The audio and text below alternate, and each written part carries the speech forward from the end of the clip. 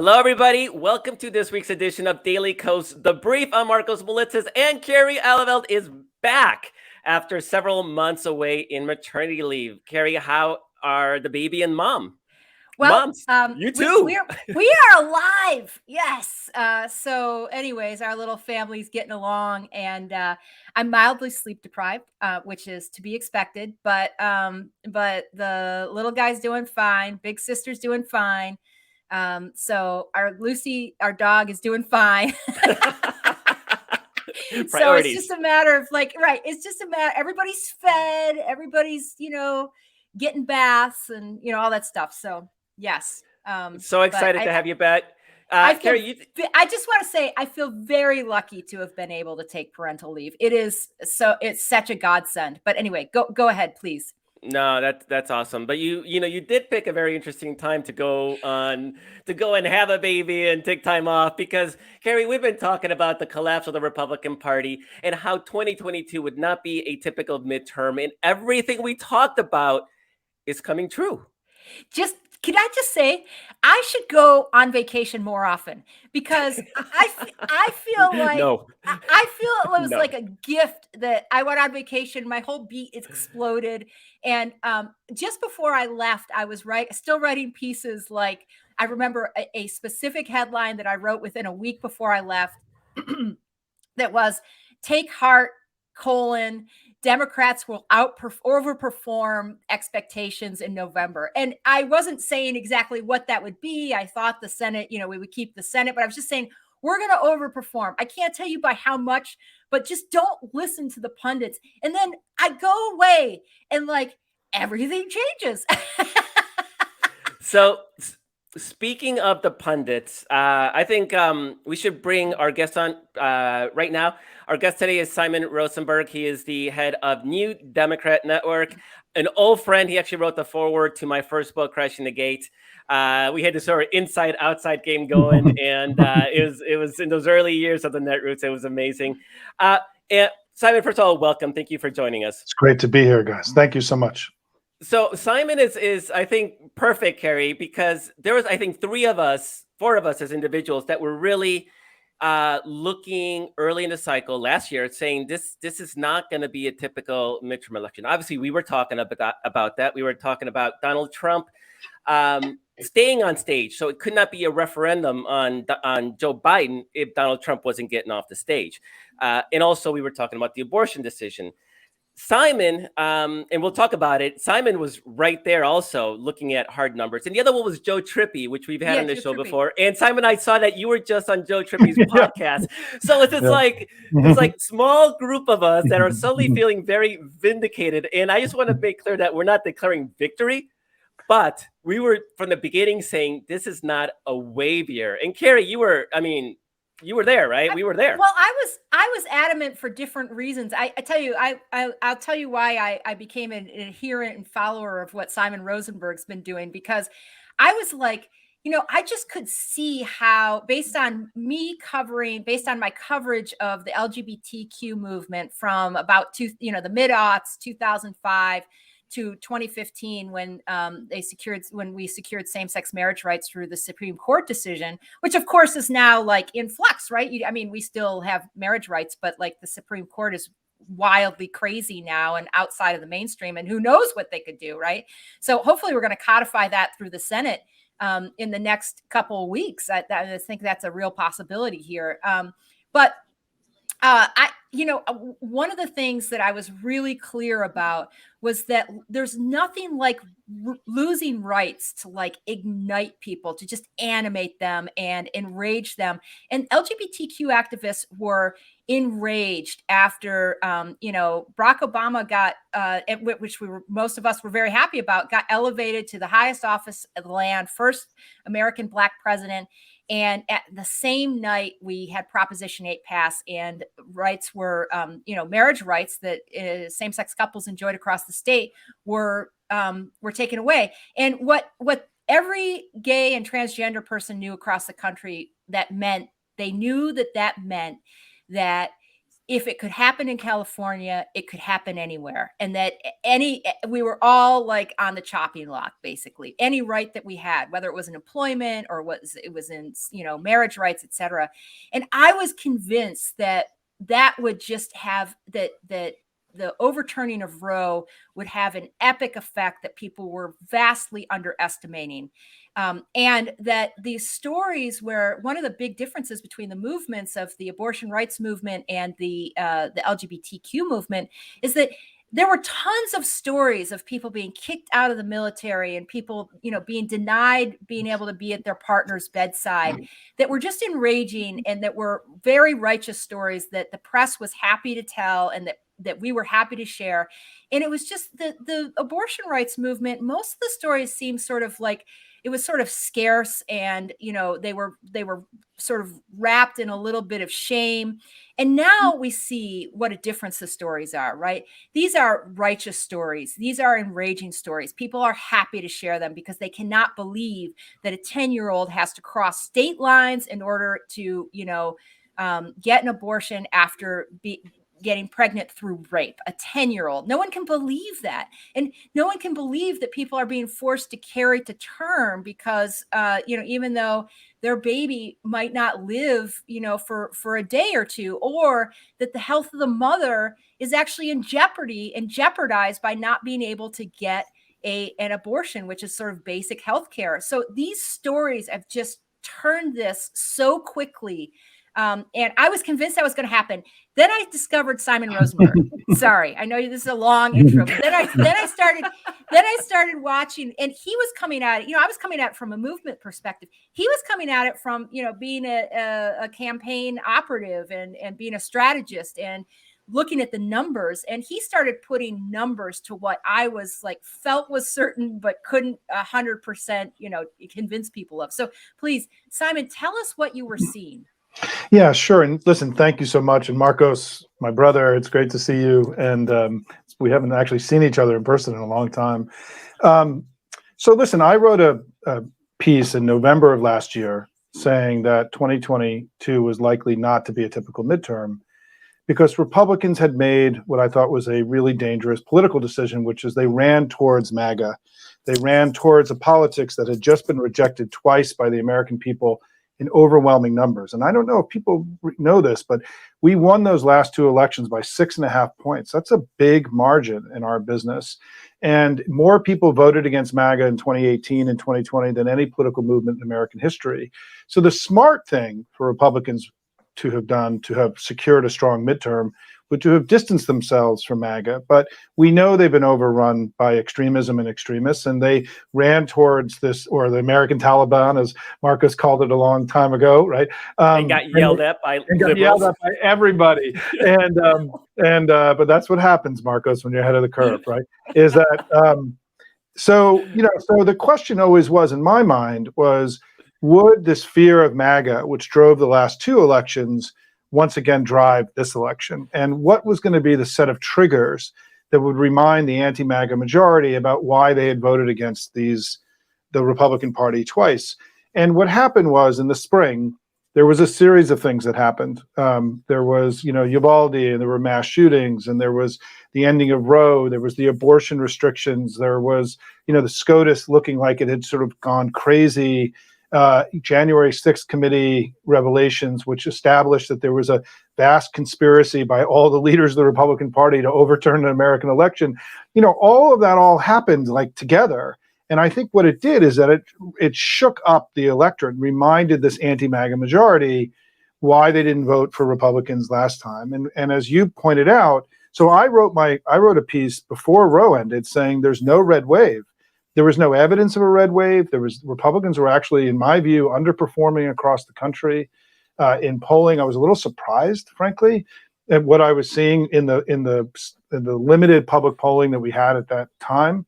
And then Roe ended, and there became very, very quickly the election changed. And even just 4 days after Roe ended, on the Tuesday afterwards, on the 28th of June, there was a special election in Nebraska where we overperformed our 2020 numbers by 10 points. I mean, that's a huge overperformance. I mean, overperforming your 2020 numbers in a red wave year by anything was going to be a lot, but we overperformed by and 10 Simon, points. Yeah, and I just for context, people might know that there is a sort of swing district in Nebraska. It's the one that Joe Biden won right, in 2020. This was not the swing district. This right. was a red exurban rural Yes, district. right. So it was even more shocking. And I think that was discounted by the political class completely as being an outlier. And yet it turns out it was a harbinger, right? It was a signal that something had dramatically changed in the election. And we've now had 5 House special elections, and we've overperformed our 2020 numbers in those 5 districts by an average of 7 points. And Markos, to your point, this includes in states like Alaska and, in Minnesota and upstate New York, not just in liberal places. And so, I think that the most important data about the election is voting. Voting always matters more than polling or anything else. And in the 5 House specials and the Kansas vote that took place, we've dramatically outperformed expectations and outperformed even our own polling. In the New York 19 race, I talked to the DCCC that afternoon, and they said they thought we were going to lose by 3 to 4 points. And so they were shocked that we ended up winning that seat by almost 2.5 points. And so and now Tom Bonnier, who's a wonderful guy who runs this group called Target Smart, has now crunched the numbers, and they've found that there's been a huge surge in women voting in these elections, obviously, in registering. The registration numbers have shifted much more Democratic since June 24th across the country.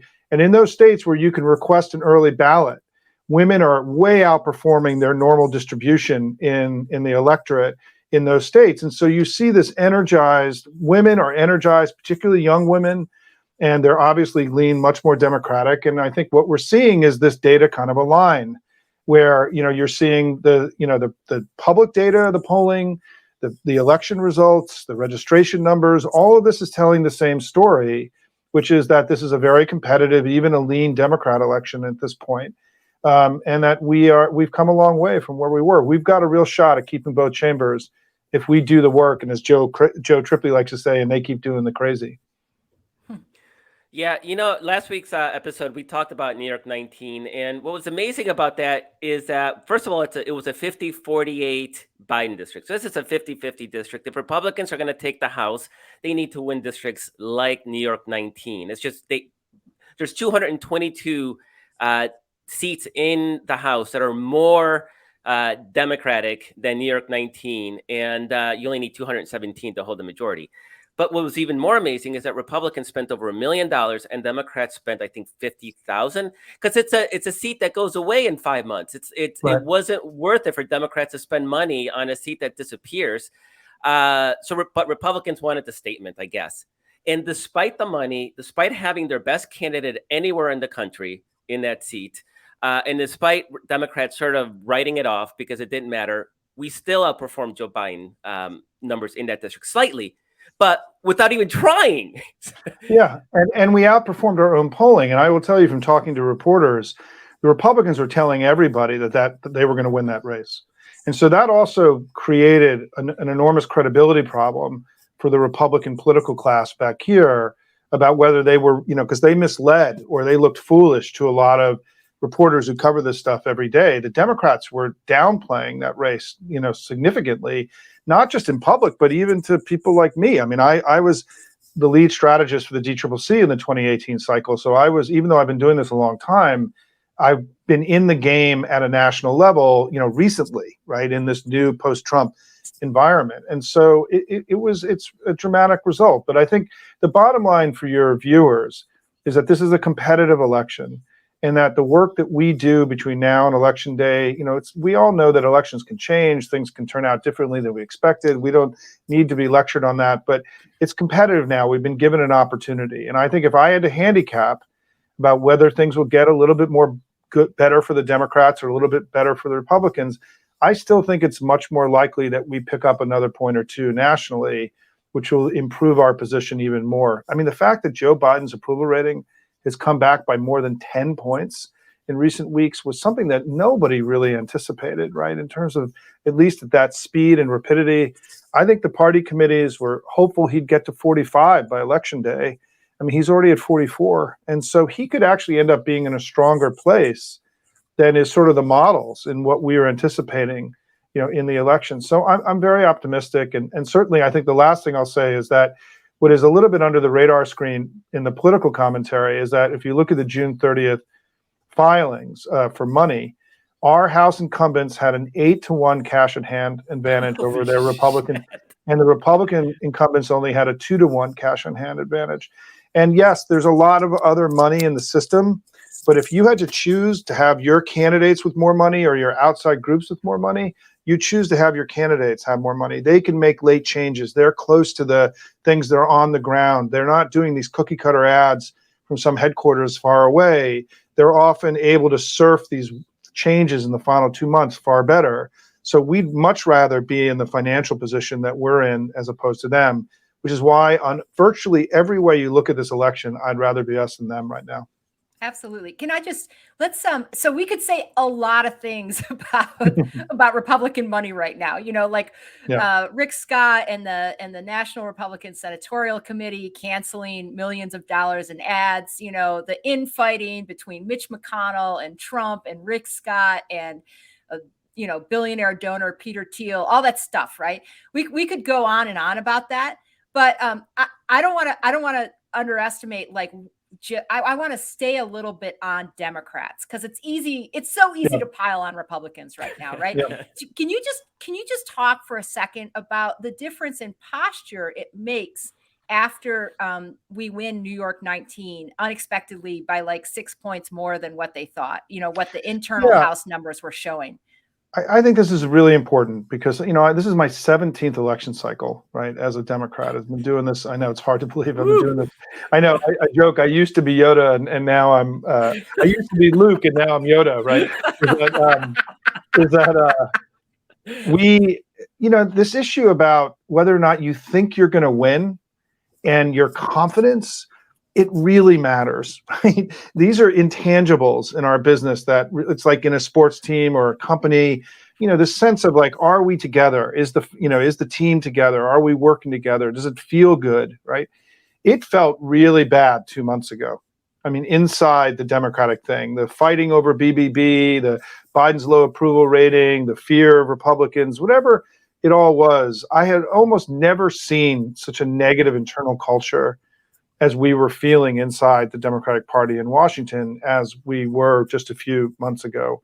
And so we were playing defense. We were trying not to lose the election as opposed to trying to win the election. And there's a big difference. And I think in politics, if you're not on offense, you're losing. I don't think there really is. I think defense is dangerous, in the political environment. You've got to have a strategy to win. And to play to win if you're going to win, right? And I think what's changed psychologically in Washington Democratic, campaign circles is we now believe we can win, and then that creates a whole series of changes about allocation of resources and whether you just trust data or are you more confident in your candidates, because each person in the food chain, each campaign manager, each field organizer, each candidate now feels a little bit more confidence that we can pull this thing off. That's what New York 19 did. New York 19 really injected a sense that, man, we can do this, and I can just feel it in my day-to-day interactions with everybody. And let me give you another example of that. Historically, the party committees are very careful about not overcommitting to races that they're not really sure they can win. And in the Senate, those are races like Florida, North Carolina, Ohio, which were not races that we really believed were going to be competitive a few months ago. And just in the last 10 days, the Senate has launched this thing they call the flippable 5, which is the 5 Republican seats that they think they can flip. And they've made this now a national fundraising campaign. That is one of the most aggressive things that I've ever seen a party committee do in all my years of being in this business, where they're not just worrying about defending the 4, but now they're talking about the flippable 5. And I will tell you, that's a sign of that we're reaching and we're going for it, not being, reckless and silly, right? Because I think this conservatism was too much baked into the cake already. but I think that there's a confidence that we've gained. And frankly, I think the passage of the climate and health reconciliation bill was really critical to bringing the family together. A family that had been a little bit at odds with one another. I think this was a great way for Joe Biden to close. I think we are now more unified than we've been in years as Democrats. And we have something really powerful to sell. I mean, look, we have a big argument to make about how we've made the country better. What is their argument, right? That if you elect us, we're going to make sure you don't have elections anymore. I mean, they don't really have, they don't have a compelling narrative any longer. And the Washington Post had a great story yesterday about the Republicans going through another reboot on their messaging. What about 6 weeks out? Yeah, no, that's the point, Markos. Like that's the equivalent of the Russians getting going to retreat, right? In Ukraine, right? I mean, they're just regrouping. They're just regrouping, Simon, right, not retreating. It's regroup. Right. Yeah, sorry. No, it's very good. Well done, Kerry. And so. I would add debt relief, student debt relief to that list of really sort of bringing people together. And it's amazing how calm things are on the left. Like, going from freaking out about Joe Biden to like, Kerry, you have something? Yeah, well, let me say one quick thing about student debt relief. So I've been listening, podcasts are an easy way for me to take in information while I'm changing diapers and, like whatever. So I've been listening just a slew of podcasts. And, every Republican commentator I listen to is convinced that student debt relief was a disaster for Biden. Right. And I'm like, they're completely underestimating the fact that you have to get your base to turn out.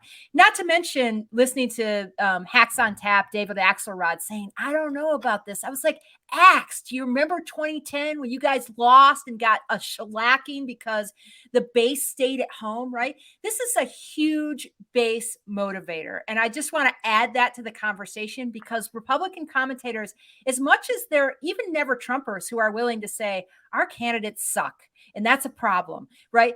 But they're convinced that the student debt relief thing was bad news for Biden. And I'm like, listen, no one in the suburbs who is concerned about abortion is going to change their vote because of student debt relief, 10,000 to 20,000 in student debt relief. That's not happening. So Simon, and I think, and Markos, you and I talked about this before we came on, or just I guess over text, is that think about young people, right, and what's happened in the last few months. And young people are this overwhelmingly Democratic part of our coalition. And they also are the least likely to show up in the midterms, and also had, we know from polling, enormous distance from Joe Biden, right? They felt very distant from him. And Biden had really lost an enormous amount of ground with young people over the last 2 years. Well, look what's happened now. You had the mass shootings that took place.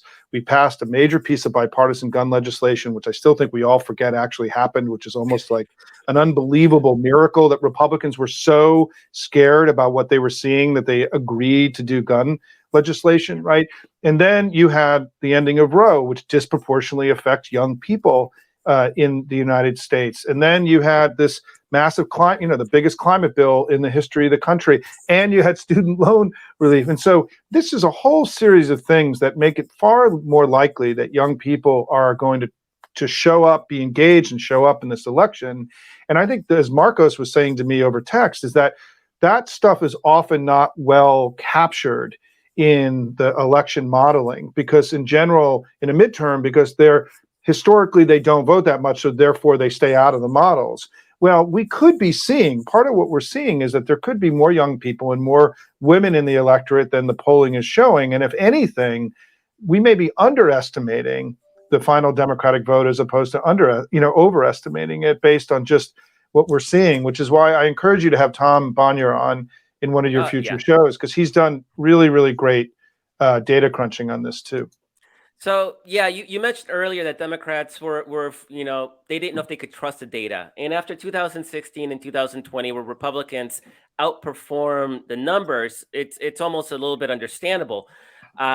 My theory has been that there's this nihilistic Trump vote. They're not going to talk to pollsters, right? They exist to tear down the system, and they're not talking to anybody unless it's giving them the middle finger. And so, there's this hidden vote. In 2018, they didn't turn out. So the polling was actually okay. Now, last year they turned out. So, this hope that they would not turn out if Donald Trump wasn't on the ballot, sort of, that dream died, and Republicans again outperformed the polling in New Jersey and Virginia. So I get why people would be a little bit of, just worried. Can we trust these numbers? But one is we don't need to trust the numbers. We've been looking at elections. Like you said, Simon, earlier, we've been outperforming 6-7 points in actual elections. That's not polling. And a lot of the commentary that still wants to be like, well, the polling could be wrong. It's like, yeah, of course the polling could be wrong. But then we have 11 elections this year. We've seen the progression from Republicans outperforming Donald Trump by 9 points at the beginning of the year to now Democrats outperforming Joe Biden by about 6-7 points on average, because of all the things you mentioned, Simon, the Uvalde shooting and the legislation and student debt relief and the Dobbs decision overturning Roe v. Wade. So things have dramatically changed.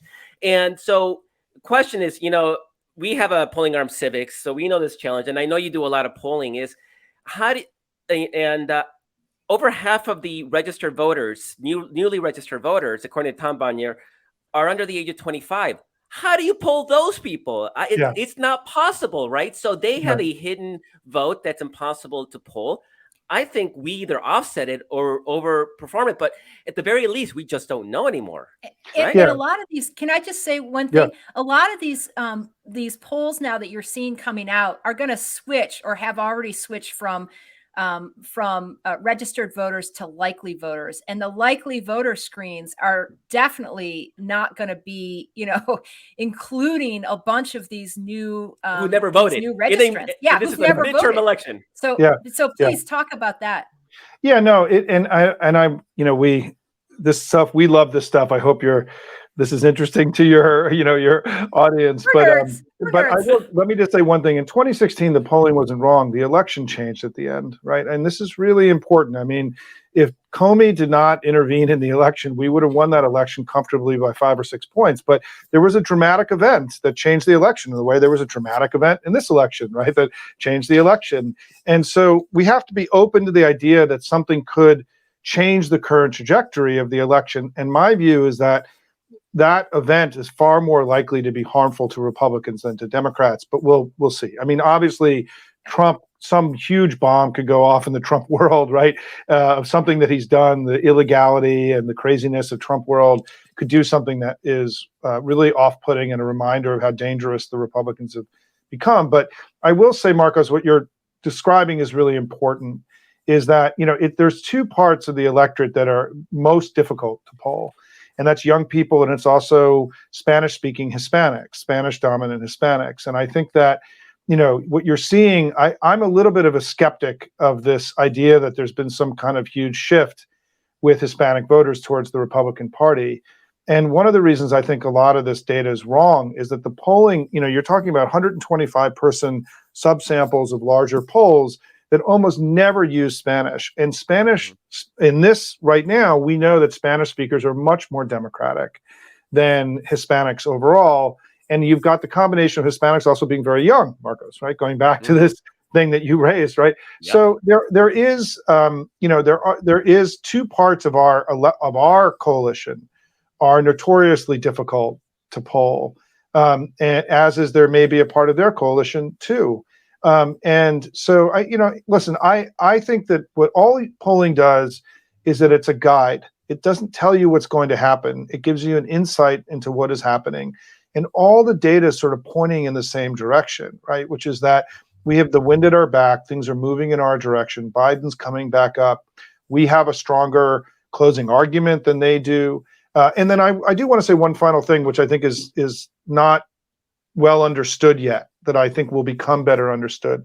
I think if you look at the national polling, you see a lot more Republicans closer to 40, in the low to mid 40s, than up closer to 50. DeSantis is the only national Republican in a competitive race that's hit 50 in the last few months since Roe ended. Kemp's under 50 in Georgia. Rubio's in the mid 40s in most of the polls in Florida. And you see, even Abbott is under 50 in Texas in all the polls. So when you really look at the data, what you're seeing is, I think the Republicans are struggling to bring their coalition together. They only got 46% of the vote in the last 3 elections. And for them to do well, they need to not just hold what they had, but they need to gain voters or have a bunch of our folks stay home. The likelihood of our folks staying home is now significantly diminished, right? Yeah, and the question is, I also think they're not going to get many people to go switch. And so the question now is whether or not a MAGA-led Republican Party is struggling to even put that coalition of 46 together. And I think there's a lot of evidence in, with Vance and with Oz and with, Vance in Ohio, Oz is in Pennsylvania. Right. Yeah. Vance, right. That they are struggling to consistently get up into even to 45, 46, 47. Now, let me just drill down on that for 1 second. Part of the reason I think this is happening is because there's now a very significant national effort of Republicans to tell Republicans not to vote Republican. This is a big deal. I mean, Bill Kristol is spending $10 million in an organization of Republicans on camera talking to Republicans why they shouldn't vote Republican, right? You've seen now in Texas, in Ohio, in Pennsylvania, in Colorado, in Maryland, in New Hampshire, where leading Republicans have either endorsed Democratic candidates or come out and said, I can't support the MAGA candidate. If all of that just means 1 or 2% in this election, it could make the difference between us, winning both chambers and not. And I think that the political commentariat and Liz Cheney. I mean, if Liz Cheney really campaigns with Democrats, as she said she's going to do, I mean, we're talking about shaving off just a couple points here. And I think that is also being overly discounted right now. What it means that, for example, in Texas, in the lieutenant governor's race, you've now had 2 very prominent Republicans endorse a Democrat, creating a permission structure for other Republicans who are uncomfortable with MAGA to go find them. And that's what happens in these kinds of movements. The more people that jump in, right, the more people jump in. It's a permission structure. That permission structure is being created right now by national Republicans. I went on Michael Steele's broadcast. He's out there every day. Joe Scarborough, Michael Steele, Liz Cheney. We've never seen the kind of defections that we're now seeing. Yes, there were defections from Trump, but this is defections from Republicans, right? Which is a brand issue, right? And so I am optimistic that that's a more powerful dynamic than I think is being understood in the current political commentary. And even because certainly the data suggests they're struggling to pull their coalition together right now. Yeah, I've seen. Yeah, go ahead. No, you go. I've seen psychological studies that changing one's political affiliation is akin to actually losing a limb. It is physically painful to change political affiliation. And if you doubt that, just imagine yourself, because everybody listening to this, almost everybody is a Democrat or a liberal progressive. Imagine having to vote for Donald Trump. Imagine the agony it would take for you to be able to pull that lever for Donald Trump. And so the permission structure Simon is talking about is actually critical because it eases that transition. And again, you may not get a lot of people, but 1 to 2%. And those college-educated suburban white women that we've been talking about the last few cycles as the only swing vote, they were Republican, and it's taking years to get them to become more consistently Democratic. And even last year in New Jersey and Virginia, they voted Republican. So it takes the process. So, but 1 to 2% when this election is this tight could be the game. Yeah, and I remember Joe Trippi saying that when he was working on the 2018 campaign for I'm losing the guy's name for Senate in Alabama. What who he is a Democrat who won. What's his name? Markos. We'll think of Doug it. Jones. Doug Jones. Doug Jones. Right? Yep. Am I right? Yeah. Yeah. I just remember him saying during focus groups that that the women that they were hoping would vote for him just like couldn't even get the word Democrat out of their mouth. It was like a curse word. They were Republican women who had voted Republican all their lives, and they were like, just couldn't even say the D word. It was that bad. They were like, I'm going to vote probably for, they just couldn't, like, it was so bad. But let me piggyback off of something that Simon said, which is, and I think that people have started to catch on that the candidate quality of Republicans is really bad, that J.D. Vance in Ohio is an anchor so far, and that dragging him down, and that Oz, Dr. Oz in Pennsylvania is an anchor dragging him down. But what people forget is that it's not, Simon was talking about this flipping five. What's the new Senate campaign you were talking about? Flippable five. The flippable five, right? Those are incumbents, right? That the Democrats are going after. It's not just the new recruits. It's the actual Republicans. It's Rubio, who I think, if I remember correctly, has never actually reached 50 in any of his Senate elections, because there's always been like a third party who's drawn some some votes. And it's Ron Johnson in Wisconsin, who the last time I checked, and it's been a few weeks, but his approvals were like in the 30s or something, just insane. Yeah, so, he's a good candidate. By definition, he's won twice in Wisconsin. That's a good candidate. Right. So exactly. So I think it's not just the candidate recruitment, it's that the whole party has been pulled so far to the right and so far out of the mainstream that even their incumbents are really in trouble now. And we've got this really aggressive that I hadn't heard of until you mentioned it, the flippable five, because I've been a little out of the loop. But anyway, yeah. So I think that even though the journalists are starting to catch on, to the candidates being, crap, that the GOP candidates in particular, but also the whole party's just moved so far that their incumbents are in trouble too. So. Yeah, and let me echo something that Joe Trippi probably talked about when he was on, which is this notion of building this kind of grand pro-democracy coalition, where we invite 4 to 5%, 6% of the electorate to sort of temporarily join with us to, defeat MAGA, and to defeat MAGA in such a way that there becomes an incentive for the Republicans to move on to a different kind of politics. That's what we want here, right? We want to beat Republicans because we want to beat Republicans. We want to beat them badly in this election and in the next one, so that they move away from a politics that's become dangerous to the country and is a betrayal of everything that we've always believed in as Americans. And I think it's why we have to start getting creative in our thinking. I mean, if this was a parliamentary system, we would be able to absorb the Liz Cheney party. They would be a separate party. They'd be called whatever party, right? The center-right party. And they would join us, and Liz Cheney would go into our cabinet, and Bill Kristol would go work in the White House, and we'd have ways of absorbing them in a formal way, right? And we don't have that in our system. And it's why I think what happens, I think I talk about the Never Trumpers as being refugees from a country where they're now beginning to realize they're never going to go home, and that they have to start, some have gone all the way over to where Matthew Dowd is, where he's become a Democrat. Others are in this in-between place. We've got to invite these folks over to our dinner table. We have to make them feel comfortable. One of the reasons I went and did Michael Steele's podcast and Matt Lewis's podcast is that I want these people who have been courageous in taking on their party and unwilling to go along with this dangerous politics to have Democrats thanking them for what they're doing and their leadership. And I think that's going to be something we have to talk about, Markos and Kerry, about how are we really going to do this? Because we need to start thinking about how we get to 58, not just 51, right? Because that's when we start winning back the legislatures in Michigan and Wisconsin and Pennsylvania, and taking the ability for them to play this crazy state legislative thing they want to do. And we sort of take that off the table temporarily while the party extracts itself away from MAGA. I may be being wildly optimistic.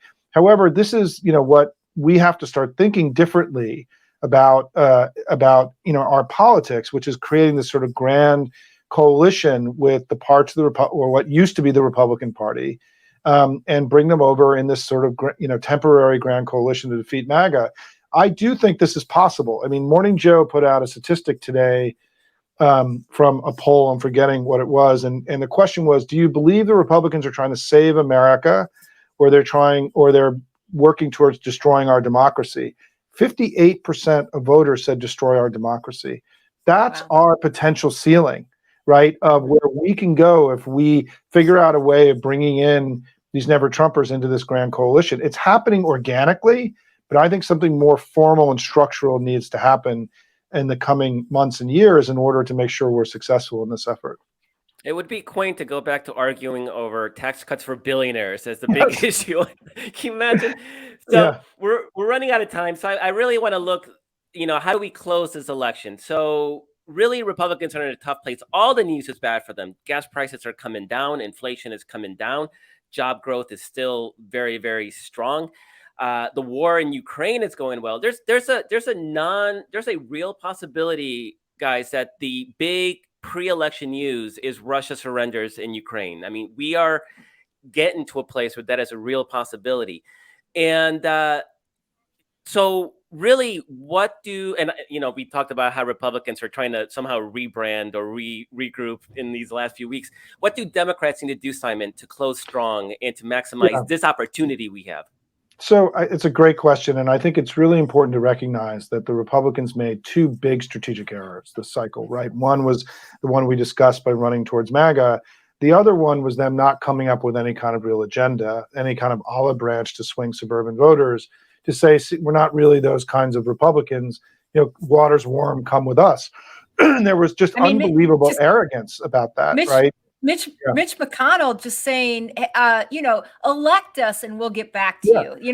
Like literally being asked, what are you going to do? And he'll say, well, once we get power, we'll tell you. I mean, no, this was a huge error, right? I mean, and it could be that when you have a party that's overrun by extremists and extremism, they actually aren't good at making strategic and tactical decisions on how to run an election, right? And so they, and I know that McCarthy's trying now to put out this milquetoast thing later this week. I think it's too late and it's too silly, frankly, for it to have much of an impact. So I think that what's really important is that they had no plan B. They believe that Biden's low approval rating and high inflation meant that they were going to win. And what they miscalculated was this idea of all these people who had voted against them twice were just going to run into their arms, forgetting about how crazy they had been. And so that's not happening, right? We know that's not happening. And so, Markos, your question's the critical one now. Their agenda, their strategy has evaporated. Now the daily news cycle on the Republican side is unrelentingly negative, full of crazy Trump stuff, and traitorous Trump stuff that's going on. And they've sort of lost control of that, which is going to be, the fact that we've had so much infighting and Trump has called on McConnell to resign. We've never seen this kind of stuff this close to an election, this kind of ugliness of their whole offering. So their thing, I think, stays ugly and irredeemable to some degree. For us to win the midterms, though, we need to close really strong and to remind people that we've made progress during Joe Biden's presidency. When you're the incumbent party, you're graded on a simple measure, which is my life better? And I think however we make that argument, and there are many ways to make that argument. I have my own opinions, but I think it's less important about how we make it as opposed to whether we make it. We simply must close with this idea that 2 years of Democrats being in charge has made our lives and our country better. And because that is not baked into the cake right now. And what's important is that, if you think about Republican advertising right now, what information are they giving to voters they don't already have? Voters know that inflation was too high. They know the border's a mess. These are all things that are baked into the cake. I don't know that they have an ability to give voters information through advertising that they don't have, where we do. Voters don't know that the economy is better. They don't really know yet that the country's better. So I think our advertising can move the needle more, right? We can do more with our money than they can do, because there's very critical information that voters don't have that will be potentially determinative in how this election comes out. And I think that even today there was a clip where Joe Biden, a reporter who'd been covering Biden, said, it's been interesting to watch the evolution of Biden's language. He's no longer talking about the pain of inflation. He's talking about the progress we've made. Things are better, right? That's a huge shift in tone. And again, it gets to this, Kerry, this thing we were talking about earlier is confidence, right? I don't think Democrats thought they had done a good job. Now I think there's a strong argument that we've done it. We have done not just a good job, but a really good job. These have been 2 historic years, because not only is the country better post-COVID, we're beating Russia and all these things, but the investments that we've made are going to create jobs and opportunity for workers for decades beyond. We have so much to run on. And I just want to perhaps close to your audience to think, listen, all the reasons you're going to make your phone calls and do your texting and give your money and all the things we're going to do to try to move the needle, look at what we just did with 2 years of power. We've only had control of Washington for 6 years out of the last 42 years. Imagine if we get 2 more years, all the good we can do. And I hope that that's as much of a motivator for all of us as the fear of the other side. Because I just think we demonstrated that even with our crazy, dysfunctional, center-left Democratic Party, right, we can come together and get big shit done, and put points on the board for the American people. We know that now. Give us 2 more years. Think about what we can do together. Absolutely. Kerry, that sounds like a good closing soliloquy, huh? Yeah. I mean, how do we improve upon that? Right? Yeah, no, I can't. Simon Rosenberg, he's the your executive director. Is that the title? Just whatever. El Jefe. New Democrat Network, old time friend. Thank you so much. Oh, what's your do you have anything to pitch? Yeah, and just my Twitter handle is Simon WDC. Please follow. It's where I do too much writing. I spend too much time on Twitter, I will admit. And my website is ndn.org. And you can watch a video of my presentation about the election there. And also, I do a daily update on the election that's live and updated first thing every morning, looking at new polling information. So lots of resources there on the NDN site if you want to check it out. I definitely recommend following Simon on Twitter, and get regularly checking it for his updates, because it's powerful. It's grounded in facts and data, and it makes you feel good. So, get your cup of coffee in the morning, whatever's your pleasure, and then dig into some of the new numbers that he's talking about there, but not cope good. It's actually because the news is good. It's right. It is good. And listen, I just will my final point is we just have to learn and spend more time being proud of our party and proud of our president. And I think that we're really rough on one another in our little family. And I think that compared to the other side, holy moly, have we been a force for good now for decades, even generations. And we've got to live more in that, in those achievements than we do in the disappointments. And I think this is part of something we have to learn and get better at, because, I do believe that in politics, you have to say, look, we've come a long way. We've got a long way to go, but you got to start with, we've come a long way. Right? To show that you actually, when you're given power, that you can make things better. And by spending so much time talking about all the things we don't do, as opposed to all the things we do, I think we're selling ourselves short every day. This has been an amazing party. I'm proud to have been part of it for my whole life. And, this battle ahead of us is one of the most important since we've all been in the game. So please do everything you can to make sure that we have a good, that we win the midterms. That has to be the aspiration now, is we have to win the midterms. Right. Simon Rosenberg, El Jefe of New Democrat Network, NDN. Thank you so very much for joining us. That was amazing. Thanks. Thank you. Kerry,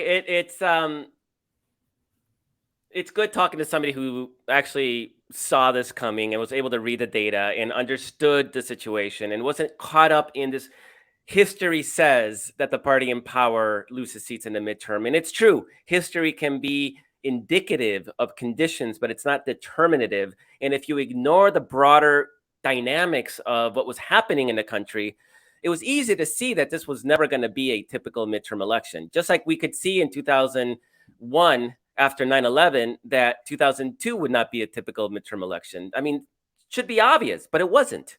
It's really, one of the things that I heard Simon talk about on the Michael Steele podcast too, and I think this is true, is that Twitter has sort of increased the herd mentality of journalists, and particularly Washington journalists, right?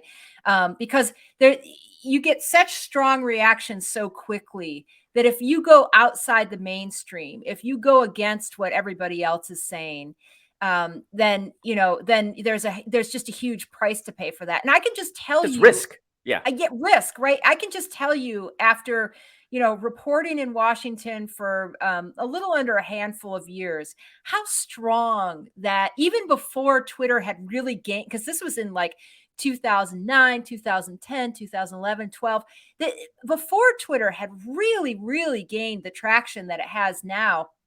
And it was there, but it just wasn't quite as strong. That already the pull